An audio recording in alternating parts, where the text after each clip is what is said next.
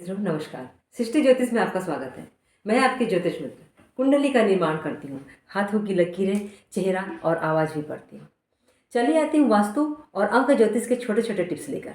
आज मैं आपको आपकी कुंडली में चंद्रमा नीच पर होने पर क्या उपाय करना है इस संबंध में जानकारी दूंगी।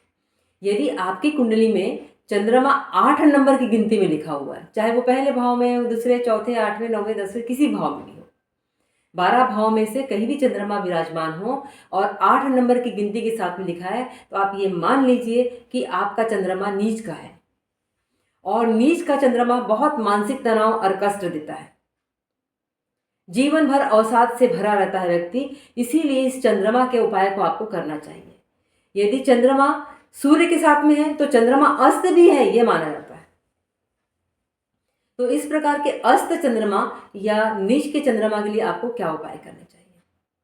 सर्वप्रथम आप आंख मूंद कर कभी भी किसी भी ग्रह का स्टोन पहन लेते हैं। मैं आपको बतला दूं कि यदि आपका कोई भी ग्रह लग्न का, माने प्रथम भाव का, पंचम भाव का और नवम भाव का जो भी स्वामी है उसका मित्र हो, तो आप उस रत्न को पहनने का विचार कीजिए, वरना इस विचार को सिरे से खारिज कर दीजिए। अब चंद्रमा यदि अस्त का है तो अस्त का होने पर आप इसके लिए 2 मुखी रुद्राक्ष पहन सकते हैं। यदि चंद्रमा अस्त का है और साथ ही साथ 6, 8 और 12 भाव में है, तो आप इसके लिए किसी प्रकार का कोई रत्न या कोई रुद्राक्ष धारण नहीं कीजिएगा। नीच का चंद्रमा है तो नीच के चंद्रमा के लिए आपको उसके पौधे के लिए सेवा करना चाहिए, पौधा लगाकर, या किसी भी रसीले फलदार वृक्ष की सेवा करनी चाहिए, या किसी भी रसीले वृक्ष या फल की फोटो या चित्र लगाना चाहिए। आपको नीच का चंद्रमा होने पर पानी बर्बाद नहीं करना चाहिए। जैसे आपने पानी की बोतल खरीद ली, कोल्ड ड्रिंक की बोतल खरीद ली और आपने आधा पिया, उसके बाद उसको वहीं बस में छोड़कर या जिस स्थान पर आप छोड़कर चले जाते हैं या फेंक देते हैं। आपको ऐसा बिल्कुल नहीं करना चाहिए। पानी अगर बह रहा है तो पानी की टोटी को ठीक करवाइए। इस प्रकार के समस्याएं नीच वाले चंद्रमा के साथ में वाले व्यक्ति के साथ में जरूर रहती है, इसको ध्यान दीजिए और चंद्रमा का उपाय कीजिए।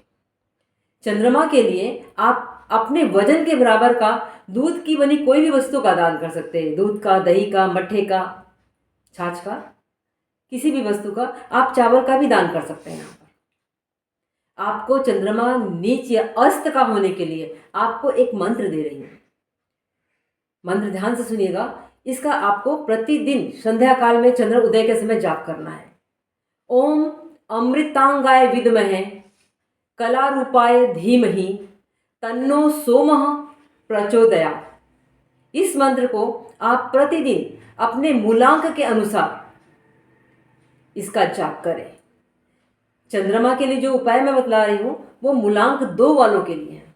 यदि आपकी कुंडली में आपके जन्म तिथि के अनुसार आपका मूलांक 2 है तो आप चंद्रमा को जरूर देखिए कि चंद्रमा की स्थिति आपके इसमें कैसी है। स्वयं उपाय कीजिएगा और लाभ प्राप्त कीजिएगा। आपको किसी ज्योतिष के पास जाने की आवश्यकता नहीं पड़ेगी। मैं फिर आऊँगी एक ऐसा ही नया, एक ऐसा ही अनूठा और एक ऐसा ही अद्वितीय प्रयोग लेकर। तब तक के लिए नमस्कार।